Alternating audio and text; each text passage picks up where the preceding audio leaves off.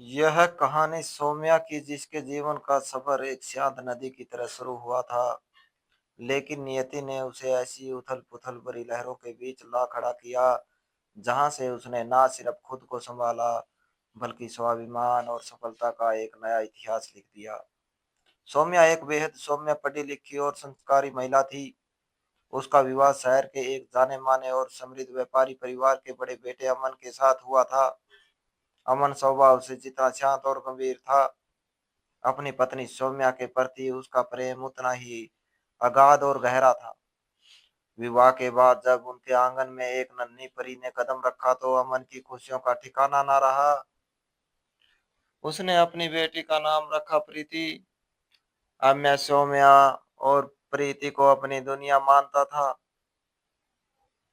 वह अक्सर सौम्या से कहता, सौम्या, तुम मेरी जिंदगी की वह दूरी हो जिसके आसपास मेरी पूरी दुनिया घूमती है। मैं तुम पर और प्रीति पर कभी आंच नहीं आने दूंगा। अमन के रहते सौम्या को कभी किसी कमी का एहसास नहीं हुआ। घर में उसका पूरा सम्मान था, क्योंकि अमन हमेशा उसके साथ एक मजबूत चट्टान की तरह खड़ा रहता था। सौम्या को खाना बनाने का बहुत शौक था। जब भी वह रसोई में कोई नई रेसिपी ट्राई करती, अमन उंगलियां चाटता रह जाता और मजाक में कहता, सौम्या, तुम्हारे हाथों में जादू है।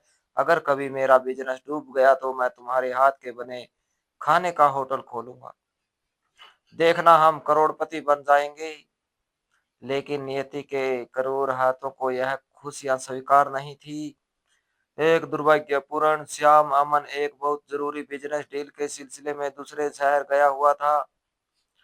लौटते समय हाईवे पर एक तेज रफ्तार अनियंत्रित ट्रक ने उसकी कार को सामने से टक्कर मार दी।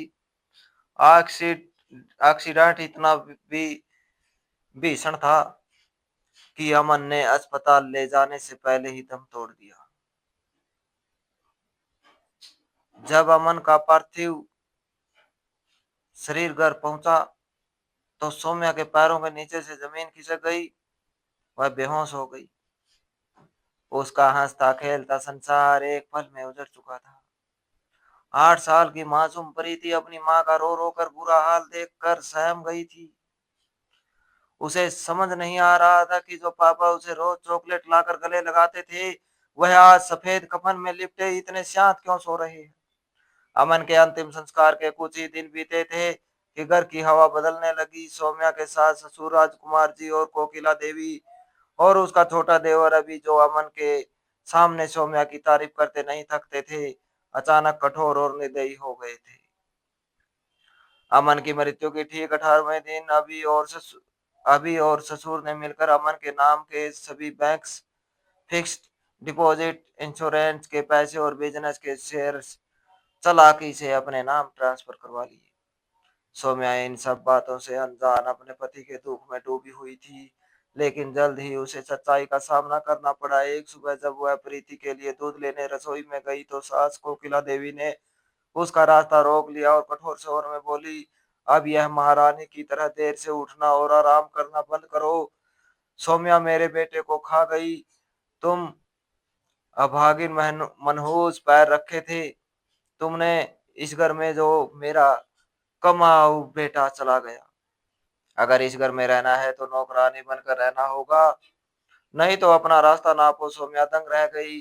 जिस सास को उसने हमेशा माँ का दर्जा दिया था, उनके मुंह से ऐसे शब्द उसने ससुर जी की तरफ देखा, लेकिन उन्होंने अपनी आंखें फेर ली। देवर अभी ने तो एक एक कदम आगे बढ़कर कहा, भाभी, भाई का जो बिजनेस था उसमें भारी घाटा हुआ है। अब हमारे पास तुम्हें और तुम्हारी बेटी को बिठा कर खिलाने के पैसे नहीं है। आज से घर के सारे काम, झाड़ू पोंछा, बर्तन, कपड़े और खाना बनाना तुम करोगी। नौकरानी को हमने हटा दिया है। सौम्या के पास अपनी मासूम बेटी के अलावा कोई सहारा नहीं था। उसके माता पिता का देहांत पहले ही हो चुका था। उसने अपनी किस्मत और प्रीति के भविष्य को देखते हुए सब कुछ चुपचाप सहने का फैसला किया। दिन बीतते गए, सौम्या और प्रीति पर अत्याचार बढ़ते गए। सौम्या सुबह 4:30 बजे उठती, पूरे बड़े घर की सफाई करती, सबके लिए खाना बनाती, लेकिन बदले में उसे और प्रीति को सिर्फ बचा कुचा बासी खाना और गालियां मिलती। देवरानी और देवर अभी बात बात पर प्रीति को डांटते, उसे मारते।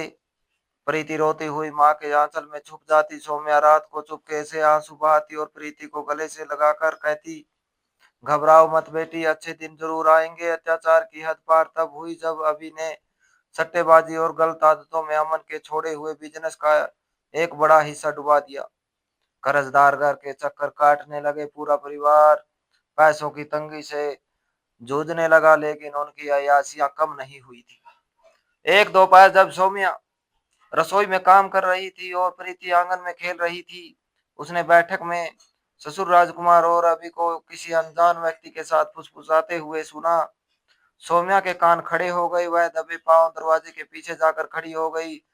अभी उस अजनबी से कह रहा था, देखिए शर्मा जी, लड़की अभी सिर्फ 9 साल की है, दिखने में सुंदर है और स्वस्थ है। वह अमीर निसंतान जोड़ा इसके बदले 40 लाख रुपए देने को तैयार है ना। हमें पैसों की बहुत जरूरत है। इस लड़की को पालकर हमें क्या मिलेगा? आगे चलकर इसकी पढ़ाई और शांति में लाखों का खर्चा होगा। अभी बेच देंगे तो हमारा कर्ज भी उतर जाएगा और मेरा नया काम भी शुरू हो जाएगा।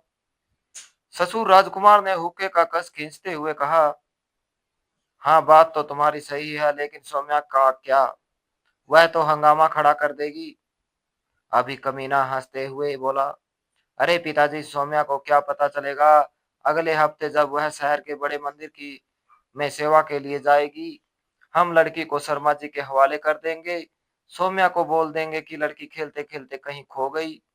पुलिस में झूठी रिपोर्ट लिखवा देंगे। एक बार लड़की गई, फिर सौम्या को भी धक्के मार कर घर से निकाल देंगे। दरवाजे के पीछे खड़ी सौम्या के पैरों के नीचे से जमीन खिसक गई। उसका पूरा शरीर कांपने लगा। माथे पर पसीने की बूंदें आ गई। जिन लोगों को वह अपना परिवार समझ रही थी, वह भेड़िए, उसके कलेजे के टुकड़े उसकी मासूम परी के की जिंदगी का सौदा करने जा रहे थे। सौम्या का रोना और लाचारी एक पल में गायब हो गई। उसकी आंखों में अब डर की जगह अपनी बच्ची को बचाने का एक भयंकर आक्रोश और संकल्प था। उसने तय कर लिया कि अब वह इस नरक में एक पल भी नहीं रुकेगी। उसी रात सौम्या ने अपनी योजना बनाई। उसने बहुत ही सावधानी से प्रीति के 2 जोड़े कपड़े और अपने जरूरी कागजात, जैसे उसका आधार कार्ड और प्रीति का जन्म प्रमाण पत्र, एक पुराने थैले में छिपा दिया। उसके पास अमन की दी हुई एक आखिरी निशानी बची थी, एक सोने का मंगलसूत्र और एक छोटी सी चैन, जिसे उसने सास की नजरों से बचाकर गद्दे के नीचे छिपा रखा था। रात के करीब 1 बजे जब पूरा घर गहरी और बेफिक्र नींद में सो रहा था, तब सौम्या ने प्रीति को धीरे से जगाया। प्रीति ने नींद में कुछ बोलना चाहा तो सौम्या ने उसके मुंह पर हाथ रख दिया और धीरे से कहा, चुप रहो प्रीति, कोई आवाज नहीं, हमें अभी यहाँ से दूर जाना है। माँ के चेहरे की गंभीरता देखकर 9 साल की बच्ची सब समझ गई। सौम्या ने प्रीति का हाथ पकड़ा, थैला उठाया और बिना कोई आवाज किए घर के पिछले दरवाजे की कुंडी खोली। बाहर घंघोर अंधेरा था और ठंडी हवाएं चल रही थी। सौम्या ने पीछे मुड़कर उस आलीशान मकान को देखा जिसने उसे सिर्फ दर्द और आंसू दिए थे। उसने एक लंबी सांस ली और बिना मुड़े स्टेशन की तरफ भागने लगी। स्टेशन पहुंचकर उसने सबसे पहली जो ट्रेन मिली उसकी टिकट ली। वो ट्रेन भोपाल जा रही थी। सुबह होते होते सौम्या और प्रीति एक अनजान बड़े शहर के रेलवे स्टेशन पर खड़े थे। जेब में मात्र कुछ रुपए और आंखों में अनिश्चित भविष्य का डर था, लेकिन सौम्या के चेहरे पर एक संतोष था कि उसकी बेटी सुरक्षित थी। उसने स्टेशन के पास की झुर्रियों और तंग गलियों में ढूंढकर एक बहुत छोटा और सस्ता कमरा किराए पर लिया, जिसका किराया 2,500 महीना था। मकान मालिक एक कोमल हृदय वाली बूढ़ी अम्मा थी, जिन्होंने सौम्या की हालत देखकर बिना किसी एडवांस के कमरा दे दिया। अब सबसे बड़ा सवाल था, पेट कैसे भरा जाए और प्रीति का स्कूल में एडमिशन कैसे कराया जाए। सौम्या ने अपनी सोने की चैन बेचने का फैसला किया। उसे बेचकर जो रुपए मिले उससे उसने कमरे का किराया दिया, राशन खरीदा, कुछ बड़े बर्तन, एलपीजी सिलेंडर और प्लास्टिक के टिफिन के डिब्बे खरीदे। सौम्या को अमन की वह बात याद आई, तुम्हारे हाथों में जादू है। उसने तय किया कि वह पास के कमर्शियल हब, बैंकों और कोचिंग सेंटर्स में पढ़ने वाले छात्रों को और कामकाजी लोगों के लिए टिफिन सर्विस शुरू करेंगी। उसने अपनी सेवा का नाम रखा अमन टिफिन सर्विस। शुरुआत बहुत कठिन थी। सौम्या ने खुद हाथ से सादे कम कागजों पर पंफलेट लिखे घर जैसा शुद्ध, सात्विक और स्वादिष्ट खाना मात्र ₹40 में दोपहर की चिलचिलाती धूप में सौम्या प्रीति का हाथ पकड़कर दफ्तरों के बाहर, कॉलेजों के गेट पर जाकर वह पर्चे बांटती। लोग अक्सर पर्चे फेंक देते, कुछ मजाक उड़ाते। पहले हफ्ते सौम्या के पास सिर्फ 3 ऑर्डर आई। पास के एक बैंक के कलर रख के सौम्या सुबह 4:30 बजे उठती। सुबह सुबह खुद चक्की से गेहूं पिसवा कर लाती, ताजी सब्जियां चुनती और पूरी शुद्धता के साथ खाना बनाती। पहले ही दिन जब उन दो लोगों ने खाना खाया तो वह स्वाद के दीवाने हो गए। उन्होंने अपने ऑफिस के बाकी साथियों को बताया। धीरे धीरे सौम्या के खाने का स्वाद लोगों की जुबान पर चढ़ने लगा। साफ सफाई, शुद्ध देसी घी का छौंक और माँ के हाथ जैसा स्वाद, यह वह चीजें थी जो बाहर रहने वाले छात्रों और प्रायवासियों को कहीं नहीं मिलती थी। एक महीने के अंदर 3 टिफिन से बढ़कर संख्या 25 हो गई।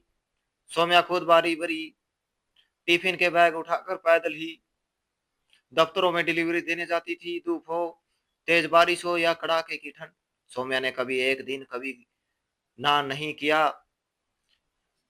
कई बार उसके पैरों में छाले पड़ जाते, हाथ जल जाते, लेकिन जब वह घर आकर प्रीति का मुस्कुराता हुआ चेहरा देखती तो उसकी सारी थकान मिट जाती।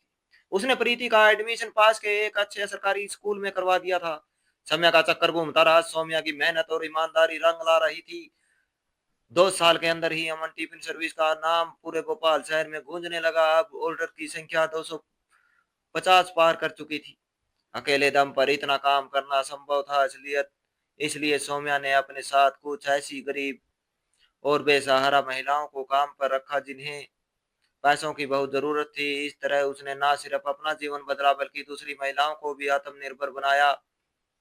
सौम्या ने अब एक छोटी सी कर्मशील जगह किराए पर ले ली और उसे एक बड़े आधुनिक किचन में बदल दिया। उसने टिफिन की डिलीवरी के लिए 2 लड़के रख लिए। उसने समय के साथ खुद को बदला, डिलीवरी, डिजिटल पेमेंट लेना शुरू किया और सोशल मीडिया के जरिए अपनी मार्केटिंग की। कॉर्पोरेट ऑफिसों में से उसे बल्क ऑर्डर्स, थोक ऑर्डर मिलने लगे। अगले 4 सालों में सौम्या की company Aman forest and caterers एक बहुत बड़ा ब्रांड बन चुकी थी। अब वह सिर्फ टिफिन नहीं बल्कि बड़े बड़े वीआईपी शादियों, कॉरपोरेट सेमिनार और पार्टियों में कैटरिंग के ऑर्डर लेने लगी थी। सौम्या ने शहर के एक पॉश एरिया में अपना खुद का एक आलीशान 4 मंजिला मकान खरीद लिया था। उसके पास अपनी गाड़ियां थी और उसका टर्नओवर करोड़ में पहुंच चुका था। इन सब व्यवस्थाओं के बीच सौम्या ने प्रीति की परवरिश में कोई कसर नहीं छोड़ी। प्रीति पढ़ाई में बहुत तेज थी। अपनी माँ के संघर्षों को देखकर वह समय से पहले समझदार हो गई थी। उसने मेडिकल प्रवेश परीक्षा पास की और शहर के सबसे प्रतिष्ठित मेडिकल कॉलेज में एमबीबीए की पढ़ाई पूरी की और एक बेहतरीन डॉक्टर बनी। सौम्या के लिए वह गर्व का पल था जब उसने अपनी बेटी को डॉक्टर अपरन और स्टेथोस्कोप में देखा। कहते हैं कि कर्मों की चक्की थोड़ी धीमी जरूर चलती है लेकिन पीसती बहुत बारीक है। जहां एक तरफ सौम्या अपनी मेहनत से सफलता की नई ऊंचाइयों को छू रही थी, वहीं दूसरी तरफ उसके ससुराल वालों के पापों का घड़ा पूरी तरह भर चुका था। अभी ने सट्टे और जुए में अमन की बची कुची सारी संपत्ति, जमीन और यहाँ तक कि वह आलीशान पुश्तैनी मकान भी दांव पर लगा दिया और हार गया। कर्जदारों ने उनके घर पर कब्जा कर लिया। अभी पर धोखाधड़ी और जालसाजी के कई मुकदमे दर्ज हुए और पुलिस उसे घसीटते हुए जेल ले गई। इस सदमे को ससुर राजकुमार बर्दाश्त नहीं कर पाए और उन्हें पैरालिसिस लगवा मार गया। सास कोकिला देवी, जो कभी सोने के गहनों से लदी रहती थी और सौम्या को दुत्कारती थी, अब अपने बीमार पति को लेकर एक बहुत गंदी झोपड़पट्टी जैसी छोटी सी कोठड़ी में रहने को मजबूर थी। उनके पास दवा तो दूर दो, समय की रोटी के पैसे भी नहीं बचे थे। वह मोहल्ले के लोगों से मांग कर अपना पेट भर रही थी। एक दिन भोपाल के सबसे बड़े सरकारी और चैरिटी अस्पताल में भारी भीड़ थी। कोकिला देवी अपने पंगुपति राजकुमार को एक फटी हुई व्हील चेयर पर बैठाकर मुफ्त दवाइयों की लाइन में खड़ी थी। दोपहर की तेज धूप थी। राजकुमार प्यास से तड़प रहे थे और कोकिला देवी लाचारी से रो रही थी। तभी अस्पताल के प्रांगण में एक चमक चमाती हुई सफेद कार आकर रुकी। कार का दरवाजा खुला और उसमें एक बेहद प्रभावशाली गरिमामयी और सोर्टन की साड़ी पहने महिला उतरी। उसके साथ एक युवा खूबसूरत महिला डॉक्टर भी थी जिसके गले में स्टेथोस्कोप था। वह डॉक्टर कोई और नहीं बल्कि प्रीति थी, जो उसी अस्पताल के नए चैरिटी विंग की मुख्य डोनर और डॉक्टर के रूप में आमंत्रित थी। और उनके साथ थी उनकी माँ बिजनेस टकुन। सौम्या अस्पताल के बड़े बड़े अधिकारी और डॉक्टर सौम्या और प्रीति के स्वागत में हाथ जोड़े खड़े थे। कोकिला देवी ने जब भीड़ के बीच से उस चेहरे को देखा तो उनकी आंखें फटी की फटी रह गई। वह सौम्या थी, वही सौम्या जिसे उन्होंने मनहूस कहा था, जिसे दाने दाने के लिए तरसाया था। और वह लड़की प्रीति थी जिसे वह कुछ रुपयों के लिए बेचने जा रहे थे। कोकिला देवी से रहा नहीं गया। पश्चाताप, भूख और लाचारी ने उनके अहंकार को पूरी तरह कुचल दिया था और दौड़ती हुई सुरक्षा कर्मियों को चकमा देकर सौम्या के कदमों में गिर पड़ी। सौम्या बहू, मुझे माफ कर दो, हमसे बहुत बड़ा पाप हो गया था। कोकिला देवी फूट फूट कर रोने लगी। उनके आंसू सौम्या के महंगी सैंडल पर गिर रहे थे। सौम्या चौंक गई। उसने नीचे देखा। धूल से सनी फटे कपड़ों में लिपटी उसकी पूर्व सास कोकिला देवी उसके पैरों में पड़ी थी और कुछ दूरी पर व्हील चेयर पर उसके ससुर लाचार हालत में सिर झुकाए रो रहे थे। प्रीति की आंखों में अतीत का वह खौफनाक दृश्य तैर गया जब यह लोग उसे बेचने वाले थे।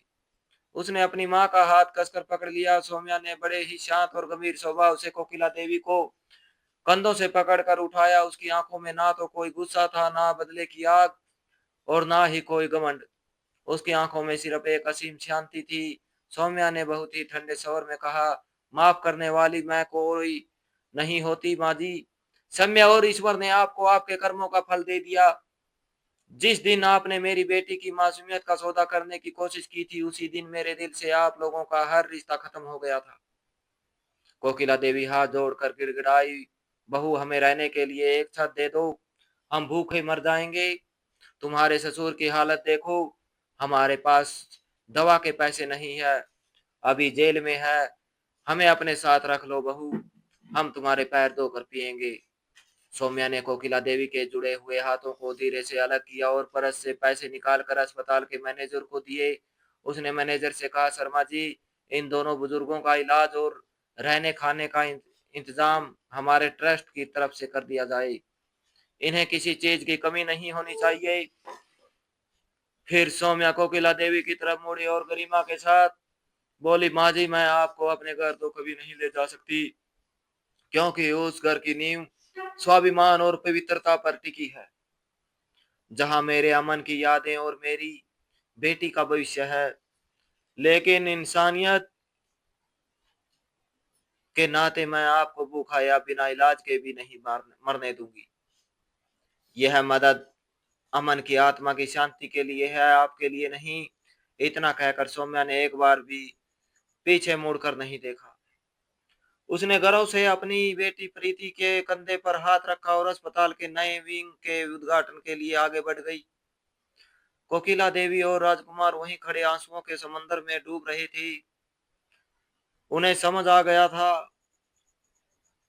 कि उन्होंने जिस लक्ष्मी को घर से दुत्कार कर निकाला था, आज वह अपने कर्मों और स्वाभिमान के बल पर सफलता के उस शिखर पर थी जहां से उनकी औकात बहुत छोटी नजर आ रही थी।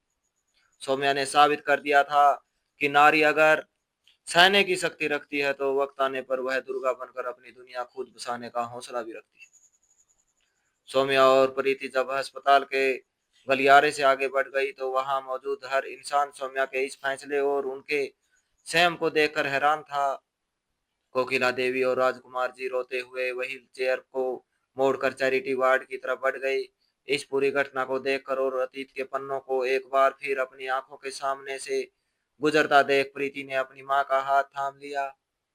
उसने गाड़ी में बैठते ही माँ से पूछा, माँ उन्होंने हमारे साथ इतना सब कुछ किया, मुझे बेचने तक की साजिश रची, फिर भी आपने उनकी मदद की। क्या वह इस लायक थे? सौम्या ने प्रीति के सिर पर हाथ फेरा, चेहरे पर एक शांत मुस्कान लाई और कार की खिड़की से बाहर देखते हुए कहा, बेटा, आज जो कुछ भी हुआ और जो जिंदगी हमने जी है, वह हमें जीवन के कुछ सबसे बड़े सबक सिखाती है। सौम्या ने प्रीति को गले लगाते हुए कहानी का सबसे बड़ा सार कहा। प्रीति, जब लोग तुम्हारे साथ बुरा करे तो तुम उनके जैसे बनने की गलती मत करना। अपनी लकीर को उनके जैसा काला करने के बजाय अपनी मेहनत से इतनी बड़ी सफेद लकीर खींच दो कि उनकी बुराई अपने आप छोटी पड़ जाए। प्रीति माँ की बात समझ चुकी थी। कार शहर की रफ्तार के साथ आगे बढ़ रही थी और दोनों माँ बेटी के चेहरे पर अतीत के सारे गांव में से मुक्ति की एक अमृत चमक थी। तो दोस्तों, इस कहानी को लेकर आपकी क्या राय है? कमेंट बॉक्स में कमेंट करके अपनी राय जरूर शेयर करें। और अगर आपको हमारी आज की कहानी अच्छी लगी हो तो प्लीज इसे लाइक शेयर जरूर करें। और ऐसे ही emotional suspense, family story, love story, motivational story को सुनने के लिए मेरे एसके की जुबानी 2.0 चैनल को सब्सक्राइब जरूर करें। तो मिलते हैं एक नई और दिलचस्प कहानी के साथ। Thanks for watching.